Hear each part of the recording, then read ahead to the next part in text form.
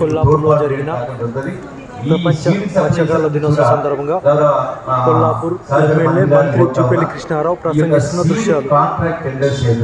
మత్స్యకారుల గురించి ప్రస్తావిస్తున్న మంత్రి జూపల్లి కృష్ణారావు రిజర్వేషన్ ఇచ్చే పద్ధతిలో తప్పనిసరిగా కొంత కోట అనేది వాళ్ళకి ఇచ్చే పద్ధతిలో చేయాలని చెప్పని మీకు మా యొక్క మత్స్యకారుల తరఫున మీకు విజ్ఞప్తి చేస్తా ఉన్నా. అట్లాగే ఈ రోజున ఇంకా చాలా విషయాలు చాలా ఉన్నాయి. అయితే తెలుగు వాళ్ళు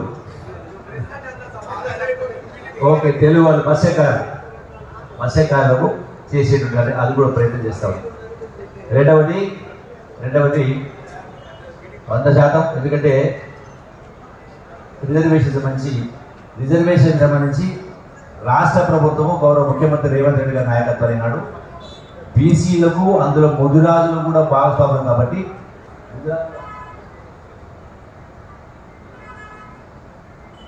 బీసీలో కూడా అంటే ముదిరాజులు కూడా బీసీలో భాగం కాబట్టి ఈ 42% రిజర్వేషన్ ఇవ్వాలని చట్టపరంగా మీరు చూస్తూ ఉన్నారు. గడచిన 2 సంవత్సరాల నుంచి ఈ 42% ఇచ్చిన తర్వాతనే ఎలక్షన్ పెట్టాలని పద్ధతులు 2 సంవత్సరాలు పోరాటం చేస్తూ ఉన్నాం.